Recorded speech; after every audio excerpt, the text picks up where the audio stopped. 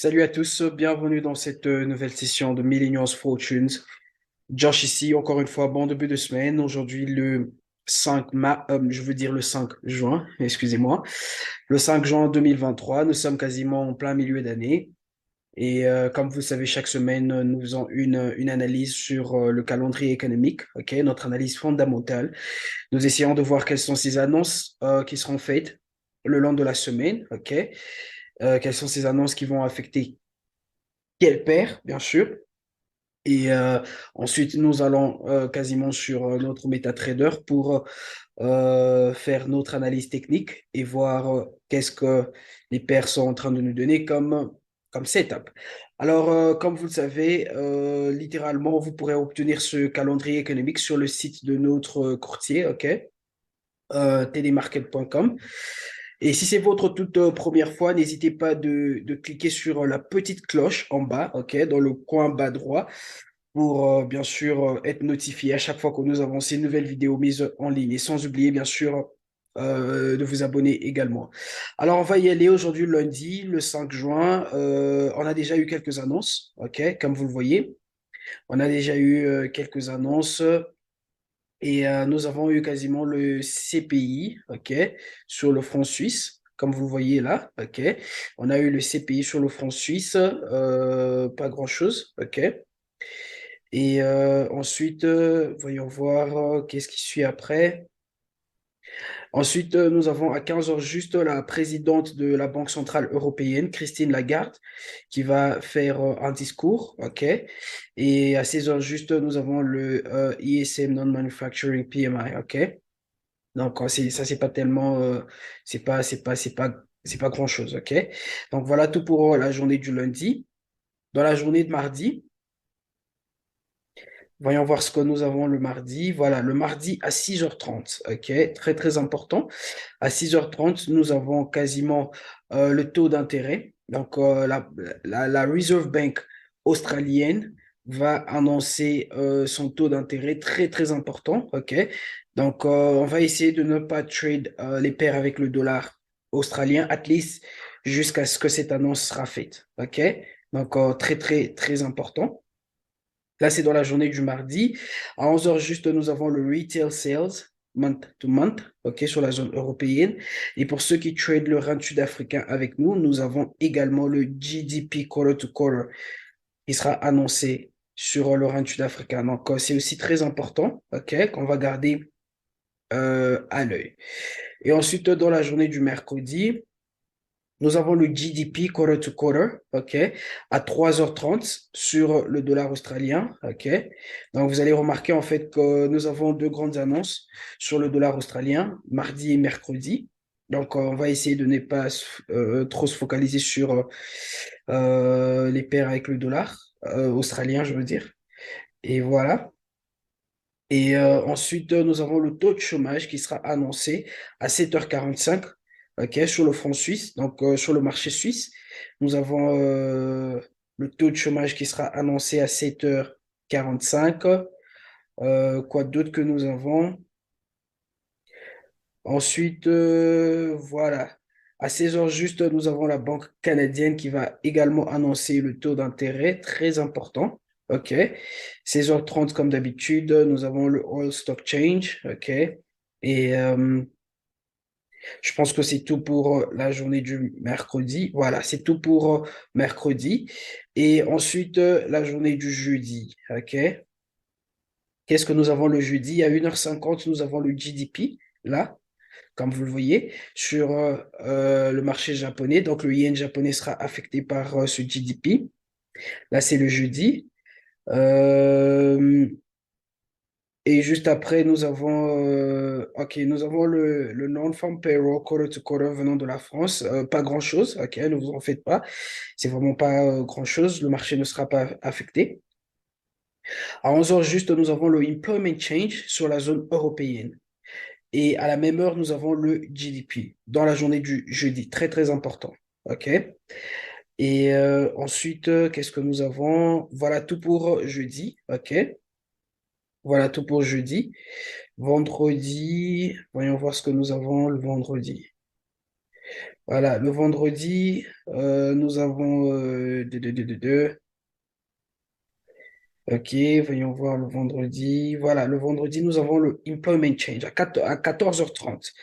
On a le employment change, très important. Nous avons le taux de chômage également très, très important sur le marché canadien. Donc, le dollar canadien sera vraiment affecté vendredi à 14h30. OK. Très, très important comme annonce. Et voilà tout. Voilà, voilà tout pour cette semaine, OK, comme news.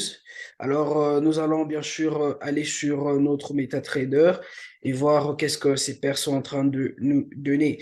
On va commencer avec le NZD CAD. NZD CAD, nous continuons toujours d'observer ce mouvement, OK? Si vous nous suivez, ça fait un bon bout de temps, vous savez que nous gardons le NZD CAD sur notre liste de la semaine presque chaque semaine à cause de ce mouvement. OK? On a eu ce mouvement haussier, bien sûr. Nous sommes maintenant en train d'avoir, on a eu cette correction. On voulait voir le prix nous donner, bien sûr, ce nouveau bas et c'est ça qui s'est passé. Et vous allez remarquer, là, je suis sur le daily. OK?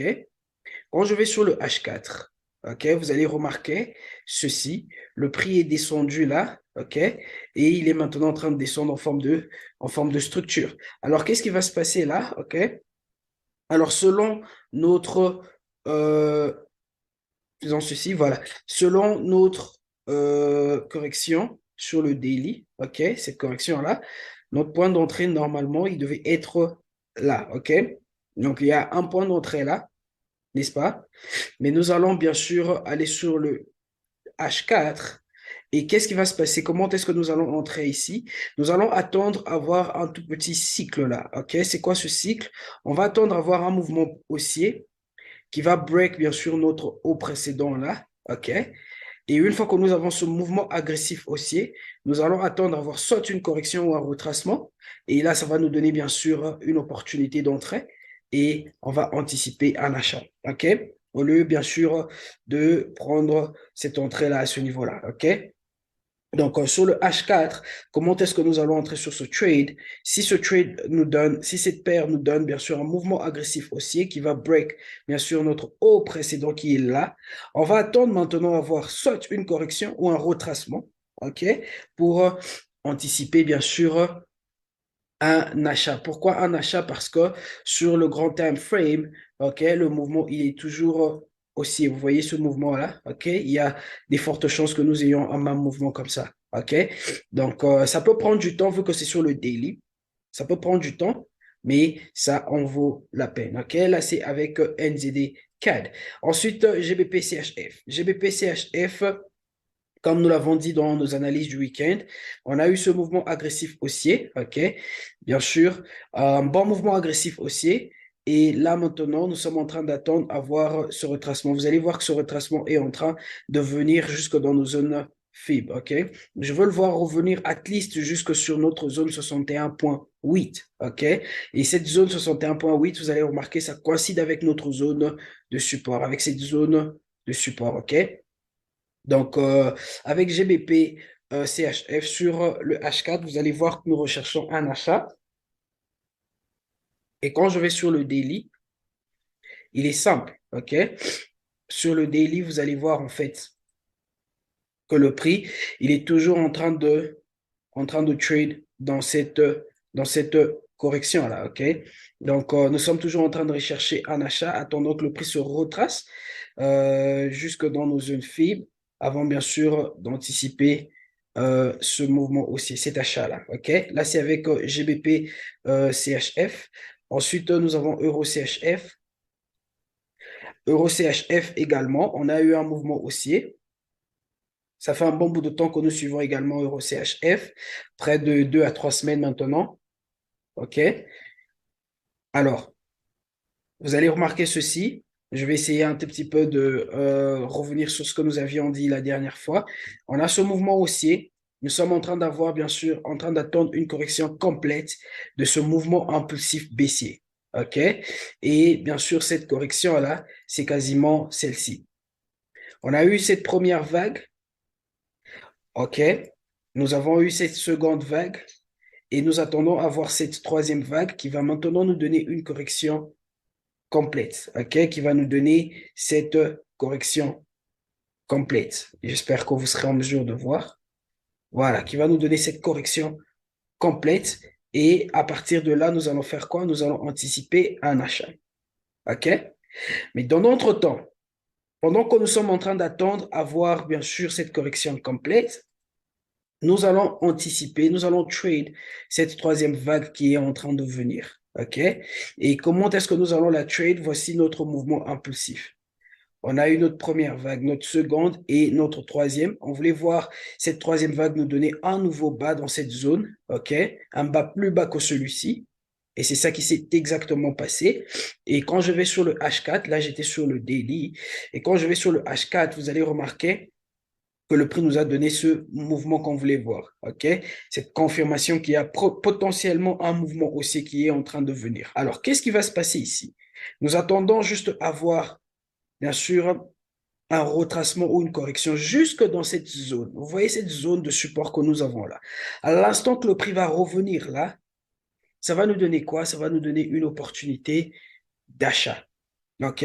Donc, on va garder EuroCHF à l'œil. Il se peut qu'à partir d'ici, que le prix reparte à la hausse, il n'y a pas de souci. S'il repart à la hausse, on va le laisser faire et on va y revenir après. Mais si le prix revient jusque dans nos zones FIB, qui coïncident bien sûr avec cette zone de support, ça va nous donner une bonne opportunité d'achat. OK? Là, c'est avec EuroCHF.